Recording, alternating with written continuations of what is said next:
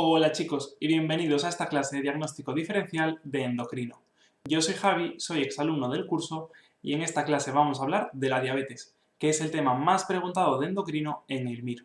Vamos a centrarnos en las diferencias entre la diabetes tipo 1 y tipo 2 y vamos a empezar hablando de los tipos de pacientes. En la diabetes tipo 1, los pacientes habituales van a ser personas jóvenes, especialmente chicos, con un pico alrededor de la adolescencia. Además, estos chicos con diabetes tipo 1 suelen tener un peso normal o tirando hacia delgados. ¿Van a ser los diabéticos más frecuentes los diabéticos tipo 1? Pues no, ni de lejos. Los diabéticos más frecuentes son los diabéticos tipo 2. Recordad la diabetes tipo 2 que es más frecuente en mujeres, que van a ser personas de mayor edad que los diabéticos tipo 1 y que además de diabetes suelen tener otros factores de riesgo cardiovascular como puede ser la obesidad o la dislipemia. Fijaos en todas las preguntas en las características generales de los pacientes, porque aunque no os den la respuesta, sí que os pueden orientar mucho hacia una enfermedad u otra. Y vamos a intentar ahora resumir al máximo la fisiopatología de la diabetes. En condiciones normales, cuando aumenta la glucosa en sangre, las células beta del páncreas lo van a detectar y van a liberar insulina para reducir esos niveles. ¿Y cómo lo hacen? Pues metiendo la glucosa de vuelta a las células. Tanto la diabetes tipo 1 como la diabetes tipo 2 se van a producir por fallos en ese proceso. En la diabetes tipo 1, que recordad que es la que afecta a los niños, el problema va a tener un origen inmune. Va a haber anticuerpos que detecten a las células beta del páncreas y las destruyan. Así que en estos casos, por mucho que aumente la glucosa en sangre, no va a haber nada de insulina en el cuerpo, no va a haber nadie que la sintetice. Por eso la diabetes tipo 1 también nos podemos referir a ella como diabetes insulín dependiente, porque a estos pacientes siempre vamos a tener que tratarlos con insulina, porque es que es eso, su cuerpo no va a tener ninguna. Y lo del invierno lo pongo porque es algo que no nos han preguntado por ahora, pero que es muy característico de la diabetes tipo 1, y es que no aparece con la misma frecuencia en todo el año. Lo habitual es que debute en invierno. En la diabetes tipo 2 no va a haber destrucción de las células beta, sino que lo que hay es una resistencia de las células periféricas a la acción de la insulina. La teoría en estos casos es que en los pacientes con obesidad, el tejido adiposo se va haciendo progresivamente resistente a los efectos de la insulina. Y el páncreas lo intenta compensar produciendo cada vez más cantidades de la hormona. Al principio esto pues funciona más o menos, pero llega un punto en el que el páncreas ya no da más de sí y falla. Y a partir de ese momento va a seguir produciendo insulina, pero menos de la necesaria. Y ahí en ese momento debutaría la diabetes tipo 2.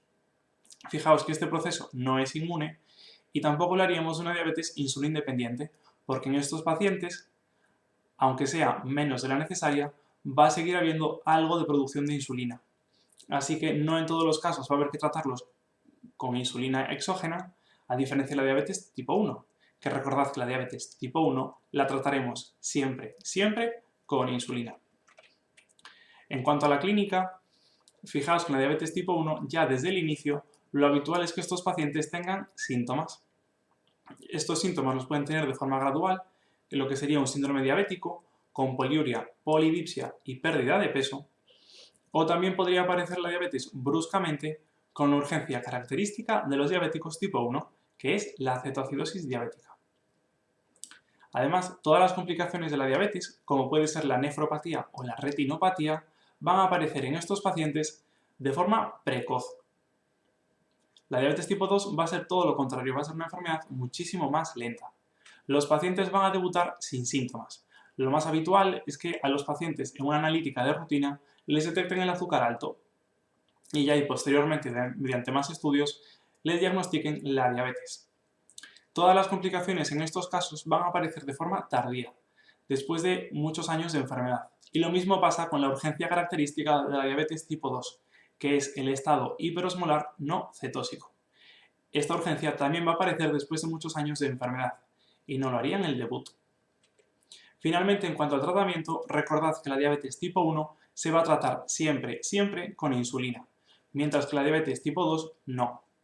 Empezaríamos con antidiabéticos orales, como la metformina, y solo en aquellos casos en los que no fuera suficiente, añadiríamos la insulina.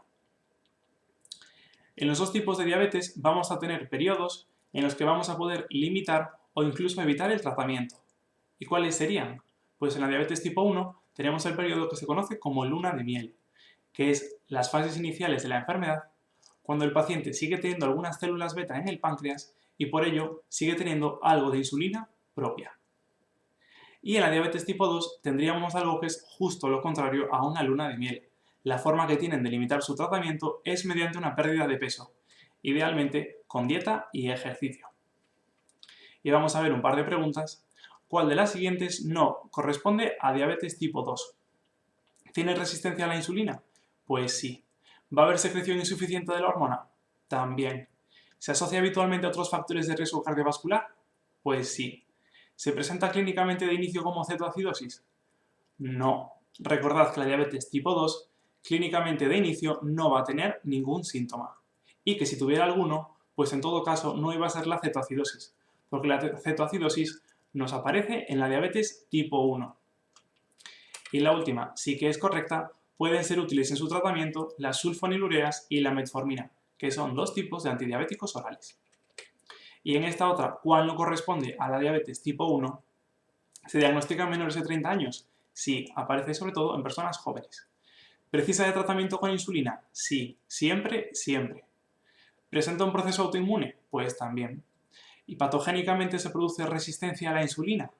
No, la resistencia a la insulina aparece en la diabetes tipo 2.